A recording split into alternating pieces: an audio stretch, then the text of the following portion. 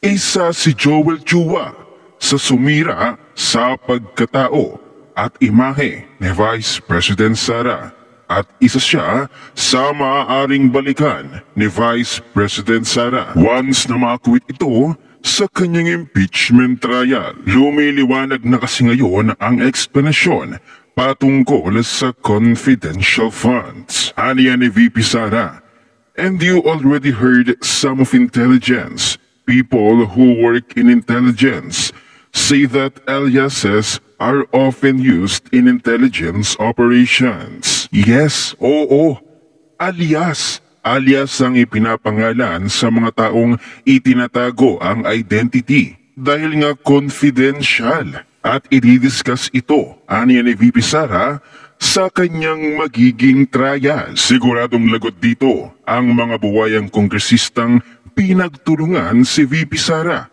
Isa na dito si Joel Chua. Ngayon ay nagmamaang-bangangan at nagtuturo na si Joel Chua na tila bakit daw ngayon lang sinabi at tila hindi niya daw alam ang kalakaran na ito patungkol sa confidential funds.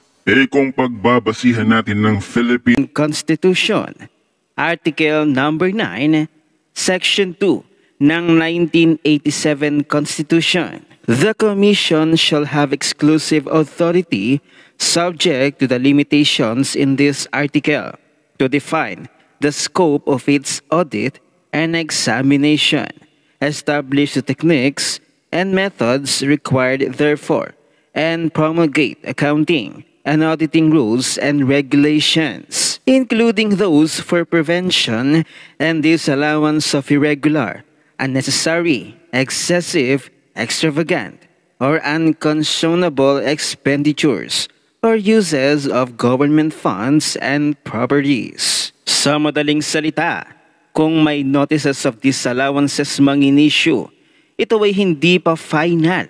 In fact, nag-submit at nakipag-coordinate pa nga ang Office of the Vice President, DepEd sa COA Commission proper. Again, hindi pa final ang notices of disallowance at gusto nyong tanggalin ng Vice President Sara on something that is not yet final. At saka paanong magpapaliwanag si Vice President Sara sa kanyang paggastos may batas na bawal mag-divulge ng confidential information. Base sa Section 3, Letter K of the Anti-Graft and Practices Act. Bawal. Ito ang tinutukoy ni VP Sara. Corrupt practices of public officers.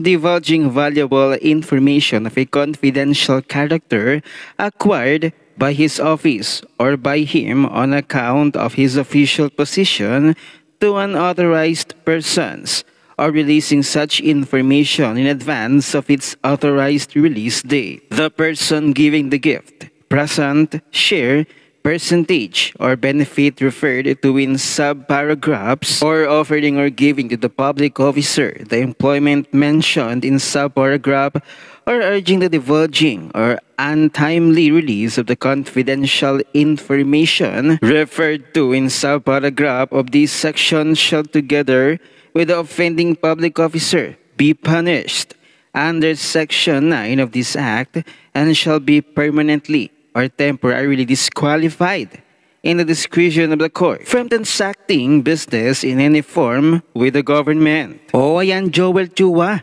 delikado ka palang maparusahan. Kaya ngayon, nagmamaang-maangan ka na hindi mo alam ang kalakaran sa confidential funds.